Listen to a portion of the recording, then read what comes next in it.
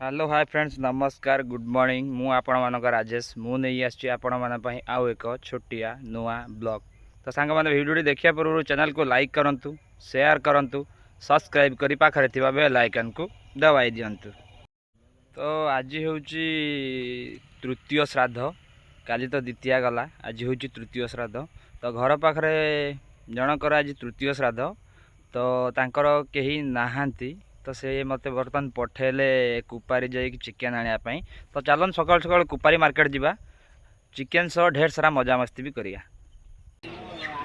तो फाइनली आम आसी पहुँच गलु सुगुना चिकेन सेंटर रे तो चलन जीवा। तो ये बंदा मेरे साथ आया है और चिकेन से आसिकी चिकेन फिकेन सब कही सारानी ये तो कौन नमु देखो सब ओजन होची। तो फाइनली एपटे तो चिकेन रेडी होची तो जेहेतु बर्तमान सकाळ होईची तो चलतु अंबिका और शून्य मंडप आड़े बुली आसिया।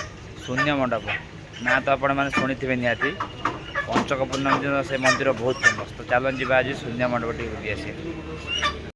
तो फाइनली मुझे पहुँचली शून्य मंडप पाखे चलन जा भीतर को देखा मंदिर दृश्य शांतिर प्रतीक हूँ शून्य मंडप। आपण मैंने जदि केबे आसी ना जगह को केबे आसतु बुलवा को आपण मन निहाती भाव हल्का लगे कहीं प्रत्येक वर्ष पंचक पूर्णिम एटी एत मात्रा लोक होती आपण केबे कल्पना भी करें आ से गोटे यज्ञ कुंड भी अच्छी से कुंड पूरा पंचक पूर्णिम दिन पूरा पैसा भरीपूर्ण हो जाए।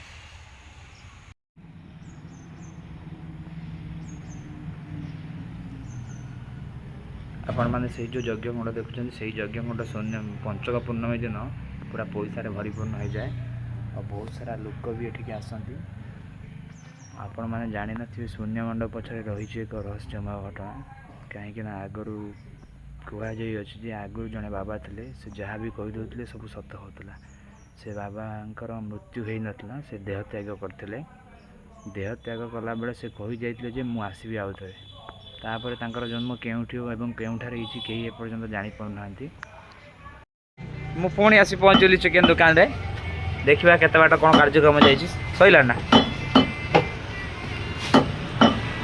चिकेन तो कटिंग पीस सरी सारी बर्तमान देखो से छोटा पिलाटी चिकेन सब पुरौची चिकेन पुरे साइला परे तापर आमे घर को पळाइबु कटिंग हे साइला परे मांस पड़ी सारी देखिबा केते किलो ओजन अछि तो राइट 6 किलो 10 ग्राम धरन तो 6 किलो ठीक अछि हे जिवो। तो फाइनली 6 किलो मांस है।